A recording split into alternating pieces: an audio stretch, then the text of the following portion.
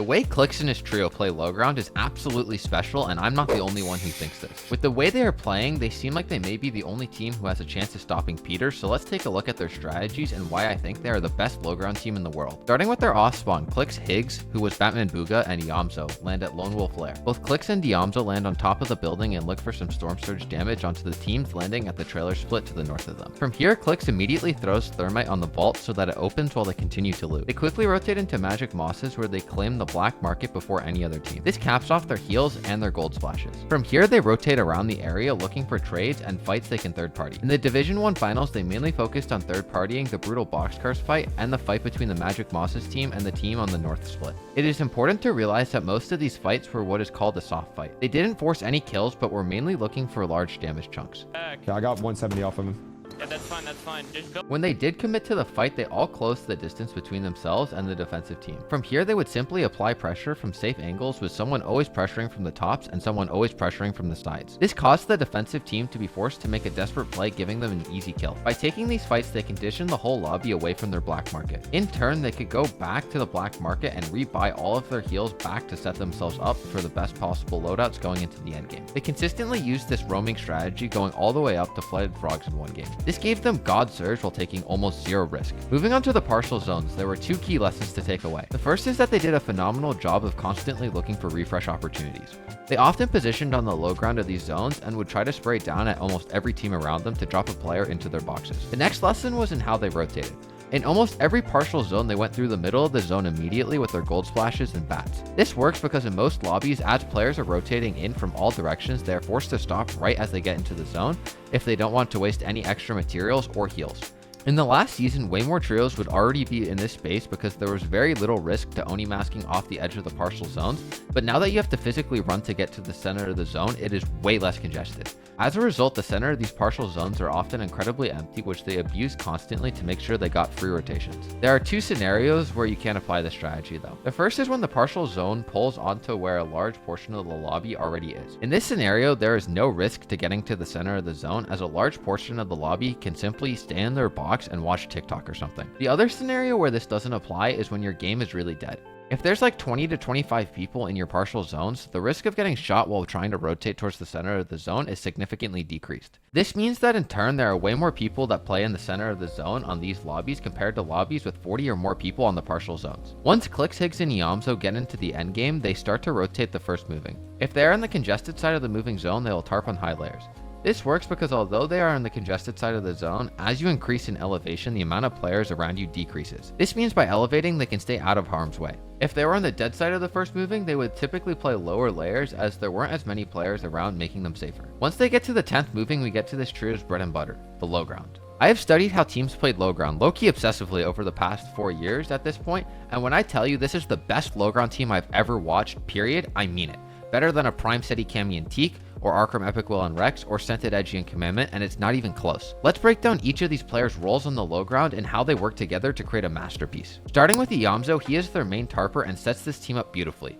He often is the reason they are able to take the low ground in the first place, as he is constantly making sure this team can instantly run to the front side of the zone to drop in front of the low ground team to claim it for his trio. He was incredible at realizing when the low ground dropped down in elevation, meaning that they could position themselves on that layer as the zone played down the mountain, allowing them to claim the newly established low ground space. Once the low ground had been claimed, Yamzo does an amazing job of creating a ton of space for his fraggers to play from.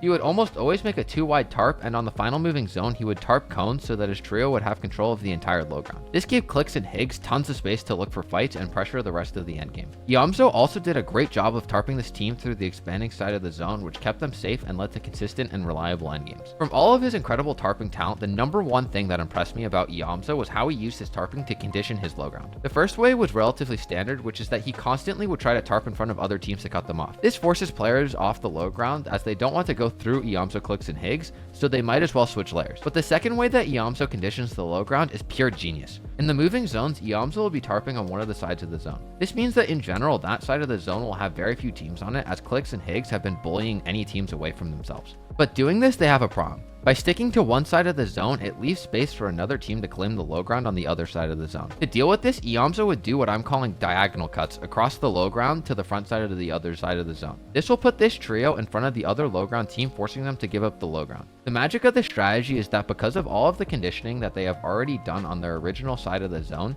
teams are still scared to now play into that space. This gives them total control of the low ground, and by the time a team might have realized that the original low ground space is safe again, the zone is usually small enough where they can claim the entire thing, with cones making any future low ground takes nearly impossible. Moving on to Clix and Higgs, they play very similar roles. They constantly stay very close to a Iamzo and make sure to hold down the tarp. But what this team does better than any other low ground team I have ever watched is their ability to condition the rest of the lobby above them. They were constantly looking up and spraying teams above them to try to get players to drop down, and they would even start to spray height earlier than I've seen any other low ground team before to weaken them for the final 3v3. But they weren't afraid to just spray up and create refreshes to weaken the endgame. They often would pop up and fight in the mid ground to create refresh opportunities. To understand why this works so well, let's look at a model. In this model, red represents the most conditioning, orange represents a little less conditioning, yellow represents a little conditioning, and green represents basically zero influence. For a typical low ground team, their influence looks something like this. They may have a lot of great control on their low ground, but they lack basically any control above them. In an ideal hypothetical situation, a team would have full, complete control of the entire endgame looking something like this. But this is completely impractical, as with only 3 players, you simply don't have enough players and you definitely don't have enough materials. By spraying up at the rest of the lobby, they create little spheres of influence but lack any real meaningful impact. But what they do is they find the teams above them and will elevate from within their tarps onto the opponent's layer to create pressure and often refreshes. This massively increases their influence from looking something like this to something like this. This is an incredible amount of conditioning with very little commitment, and it helps them find frags and makes the rest of their low ground holds much easier. But what makes this trio so good is how well they play off each other and how easily they can switch into each other's roles. Although Iamzo is the main tarper, both Clix and Higgs can immediately take over when needed, and Iamzo can still get tons of frags when it's needed. They play perfectly off each other, and when they make a decision, they are 100% in sync and make it together. They don't make many bad plays, but when they do, because they do it together, it often works anyways. When watching Clix, Higgs, and Iamzo, there are only 2 things that I think they could genuinely improve. The first is that I think they are slightly too aggressive on their refreshes when a moving zone is about to appear. They will often take some damage during these fights, and it delays them in making their future rotates. The second place where they look weaker is on the high ground. I want to make this clear that they aren't a bad high ground team by any means, but they just seem like your standard T1 high ground team when they decide to play it, instead of the best team in the world when they are on the low ground. Despite this, I still think they should try to play the high ground as much as they can throughout the season. Being as good as they are on the low ground, it could be very useful to spend a lot of time practicing height so they become completely unstoppable this season. Overall, this is the best team I have ever seen Clix on, and I'm amazed at how well they are playing right now. It is honestly a shame that this team exists in an era where Peterbot is so dominant, because they deserve to win an FNCS with the way they are playing right now. I genuinely believe this trio is playing better endgames than Peter, but when you drop 15 kills before moving zones even start in Division 1 finals of all tournaments, it's just so hard to keep up. But I'll definitely be rooting for Clix this season, and if there's ever been a season where he specifically has deserved it, it's this one. If you enjoyed this video, I bet you'll also like this breakdown where I go into incredible depth on one Clix fight. Make sure to like and subscribe. See ya.